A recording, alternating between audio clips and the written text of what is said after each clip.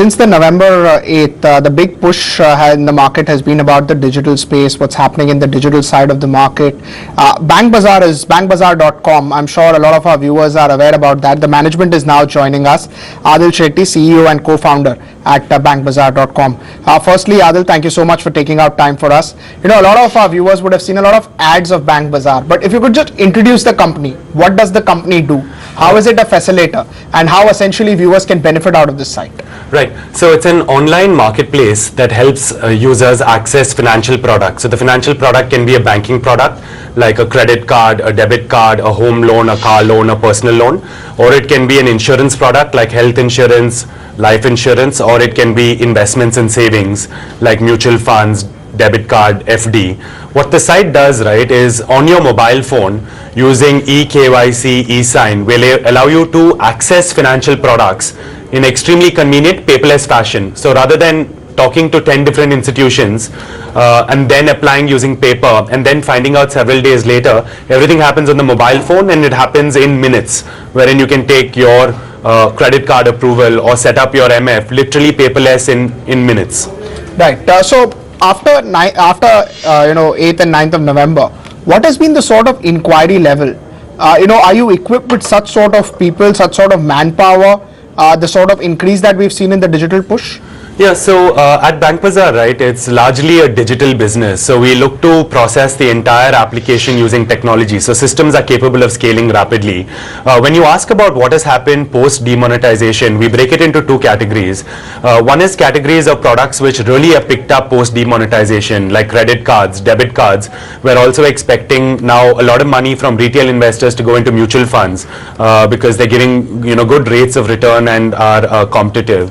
However, I think products which have slowed down a bit because people are waiting and watching include things like home loans, to a lesser extent even car loans, because we're waiting for consumers to figure out what they want to do next.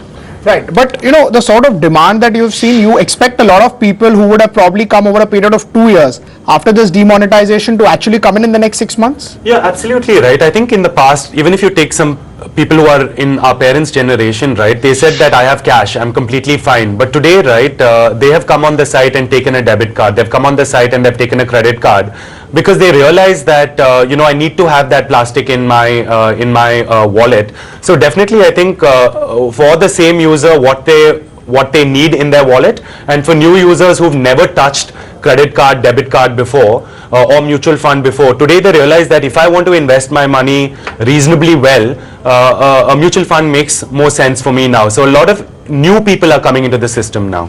Right.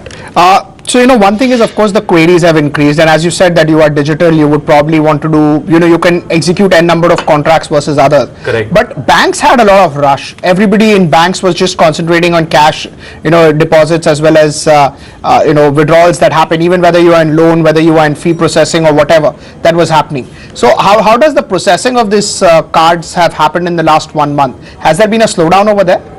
So when demonetization got announced, I think it was a big responsibility on the bank side, and literally, senior people in the banks were in the branches making sure that things were taken care of. A big salute to the bankers who did their very best during a very, very stressful time. So I think that month, right, a lot of resources got diverted to just making sure that currency exchange and deposits and withdrawals were happening fine on the bank side. But what we're seeing this month, right, is that the bounce back has come. So like I was saying, the number of visitors, the number of inquiries, right, on credit card, debit card, personal loan has actually gone higher than it was pre-demonetization. Right, and in terms of execution, do you expect bigger push to come in after Jan? We definitely expect so. If you look at it, the banking system is flush with a lot of funds.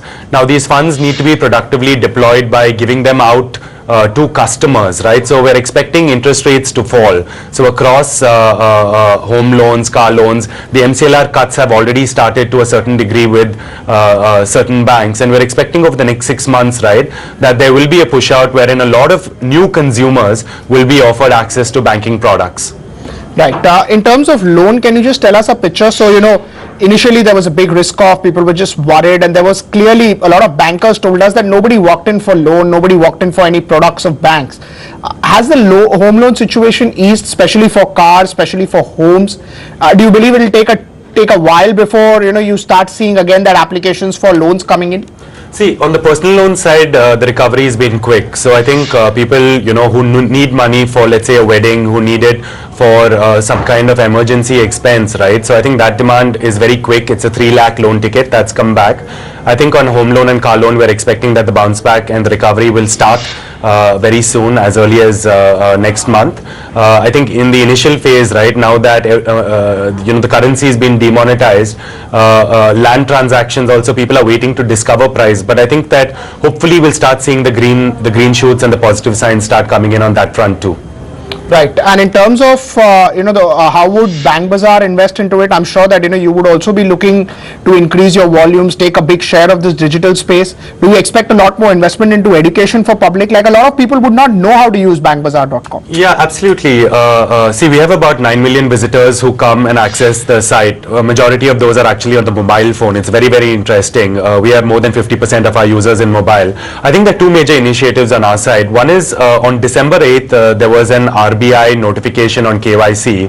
What the RBI has allowed us and banks to do is to use eKYC via OTP, which means that on your mobile phone, you can actually set up a savings account. You can set up an FD up to 1 lakh and you don't have to submit any paperwork. It works on a very secure eKYC via OTP Aadhaar system. So one big area of investment for Bank Bazaar is building the right technology, right? So that with your mobile phone in the comfort of your house, you can get a mutual fund in minutes. You can get a debit card in minutes, and you don't have to run around and face any inconvenience. It needs to be fully paperless. The second area is education. I think there are a lot of new technology options open. Another option, for example, is UPI. It's a great technology, right? You don't have to load or unload any wallet. From your bank account, you can pay via virtual ID. I think a big push both from the Government of India side, which is encouraging cashless and paperless, from the RBI side and Bank Bazaar side next year in 2017, is to educate customers, right, on how to use these products, because genuinely they're convenient.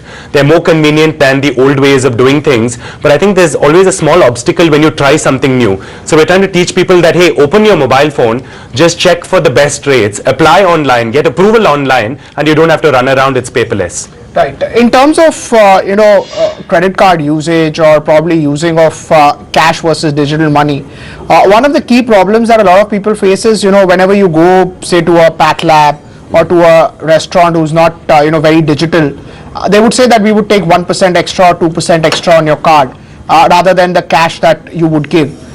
Do you think those charges would come down, and that would lead to more usage of digital money? Yeah, absolutely. A merchant is in fact not allowed to ask for that 1 or 2% extra. If you look at it, the government and the banks have waived off MDR on debit card charges up to a certain time frame to encourage it. So I definitely see a situation wherein whether you're paying cash in a restaurant, whether you're paying cash in a lab, or whether you're paying using your debit card or your credit card, the payment should be the same. There's no reason for any difference. And I think the government is trying to ensure, right, that people are able to use their banking instruments anywhere they go. Right. So in terms of what happens in terms of usage of cards, do you expect as the volumes increase that 2% number itself would come down even if banks don't reduce it? See, that's the MDR, and I think there are multiple parties which are part of that. So that really depends upon how the parties work together. And all said and done, right, they have expenses for the point of sale machines, for the maintenance, the setup of those accounts. So I think that issue needs to be dealt with by the providers in that system, which is the issuing bank, the acquiring bank, and the network provider. Right. How big an opportunity do you think will investments be now? With cash not being encouraged, money being into bank, and probably going ahead, things would in the banking space would increase. So do you think a person who would want to buy real estate or maybe a physical gold, it will be more incentivized to go into the insurance space or the mutual fund space because the cost may be low? I definitely agree, right? So now what has happened is all the money is back in the banking system. So it's in banking. Now with one click, right, this money can be used to open a mutual fund, be it debt, be it equity. And I definitely see that now people can't park their money in unaccounted for places. So it automatically means that they need to put the money where it will be used and give them a reasonable return. And I think a debt mutual fund is, if one is not looking at risk, or an equity mutual fund makes sense. Now the beauty of technology, right? I put my money savings in mutual fund. I do it on Bank Bazaar. Literally in 3 minutes flat, right? You do eKYC, it's completely paperless, and your mutual fund is set up. You have access to all of the mutual funds in the country. I see a lot more people right now that they need to use their money in accounted for places moving towards the mutual fund market. And I think online being a useful way of doing it, because literally it's a matter of 2 minutes in order to complete your paperless transaction. Right. Adhil, thank you so much for taking our time for us, and hope our viewers learned quite a bit. Thank you. Taking a break, back in 2 minutes. Markets slightly into red, 8,139 for the